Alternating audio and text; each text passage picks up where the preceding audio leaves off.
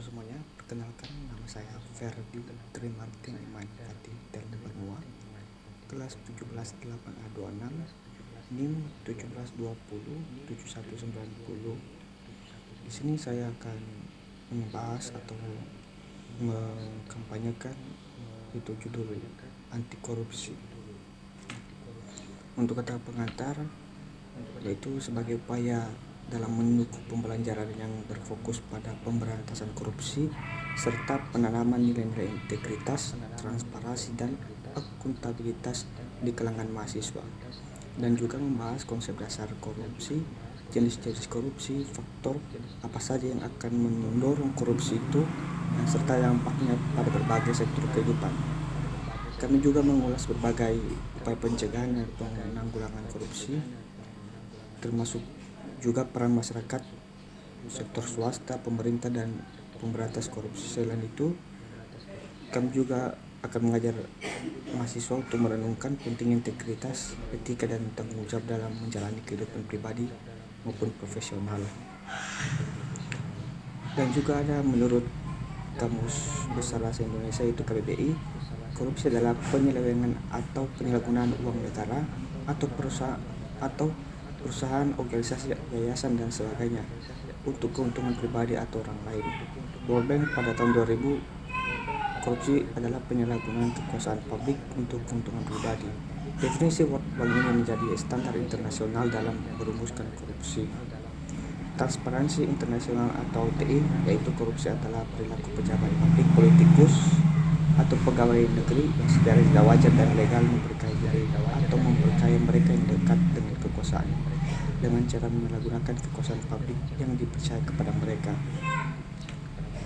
Ada juga tujuan akhir pemberantasan korupsi, yang pertama ada penindakan, kedua perbaikan sistem, dan ketiga edukasi dan kampanye. Untuk mewujudkan cita-cita kemerdekaan Indonesia, yaitu melindungi segenap bangsa Indonesia, seluruh tumpah darah Indonesia, dan memajukan kesejahteraan umum, mencerdaskan kehidupan bangsa, dan melaksanakan ketertiban dunia yang berdasarkan kemerdekaan, perdamaian abadi, dan keadilan sosial. Yang pertama yaitu menurunkan tingkat korupsi, meningkatkan efektivitas pencegahan dan pemberantasan korupsi, dan ketiga yaitu terbangunnya suatu peradaban yang baru dan berintegritas atau peradaban baru. Memahami korupsi dari teori. Teori korupsi menurut Jack Bologna atau Ghosn teori dikatakan bahwa faktor-faktor yang menyebabkan terjadinya korupsi yaitu Ghosn: keserakahan atau greed, kesempatan opportunity, kebutuhan needs, dan keempat yaitu pengungkapan atau expose.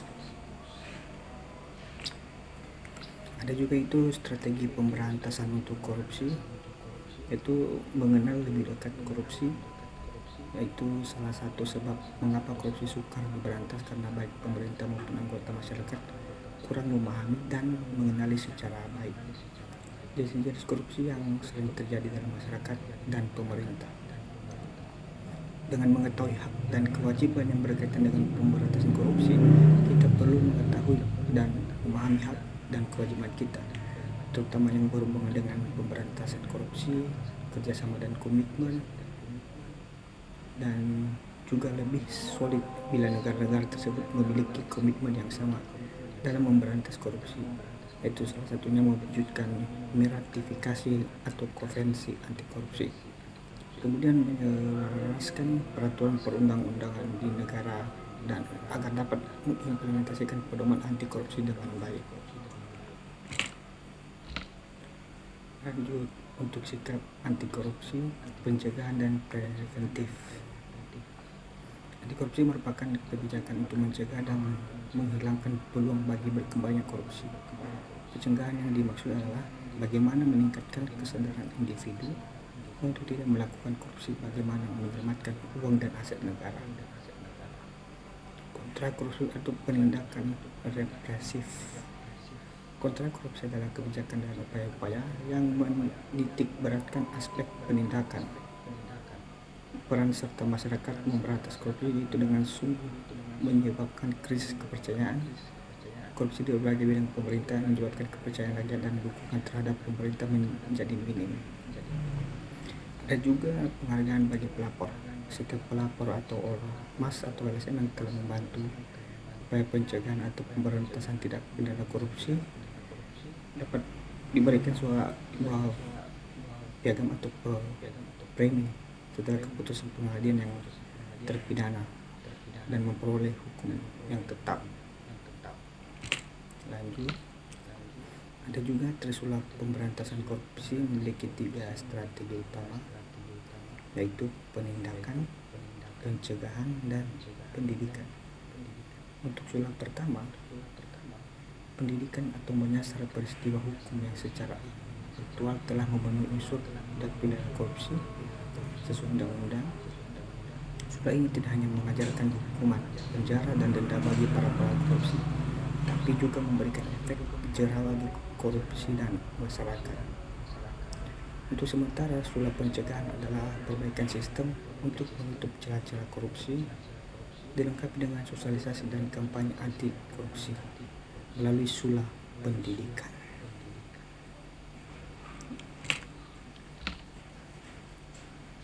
Untuk strategi pemberantasan korupsi, di sini ada strategi pemberantasan korupsi, kerjasama masyarakat dan partisipasi masyarakat. Ada reprieve, edukasi dan kampanye. Kita melakukan dan menjelaskan kepada setiap masyarakat, mahasiswa dan orang-orang terdekat kita bahwa tindakan korupsi itu tidak baik, merugikan. Itu dengan cara lagi melaporkan atau perbankan sistem.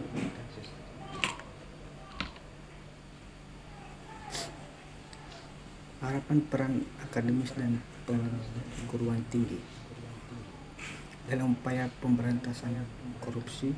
Yang pertama ada Pusat Inovasi dan Penelitian, di mana kampus sebagai pusat riset data dan berbagai kajian anti korupsi.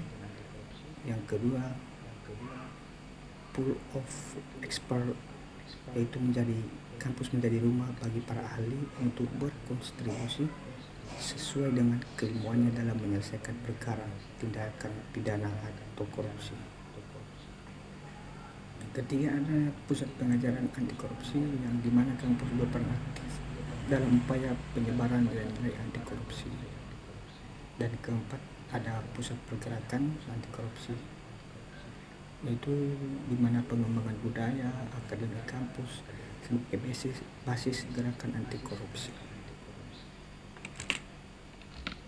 Ada juga pidato Bapak Presiden Jokowi tentang anti korupsi, yaitu gerakan budaya anti korupsi harus kita galakkan. Pendidikan anti korupsi harus diperluas untuk melahirkan generasi masa depan yang anti korupsi. Dan ada juga kata-kata dari Muhammad Hatta, yaitu kurang cerdas dapat diperbaiki dengan belajar, kurang cakap dapat dihilangkan dengan pengalaman, namun tidak jujur itu sulit diperbaiki. Kesimpulannya itu, korupsi tidak berbeda jauh dengan pencurian dan penggelapan, hanya saja unsur-unsur pembentuknya lebih lengkap. Korupsi bisa kita pahami juga sebagai penggelapan yang mengakibatkan kerugian negara. Dan kita sebagai masyarakat harus secara umum penyelenggara negara, pegawai negeri, dan perlu memahami masalah korupsi serta mengenali lebih detail berbagai kebijakan dan peraturan dalam mengikuti berbagai perkara jenis-jenis korupsi yang sering terjadi dalam masyarakat dan pemerintahan, untuk aktif berperan dalam pemberantasan korupsi.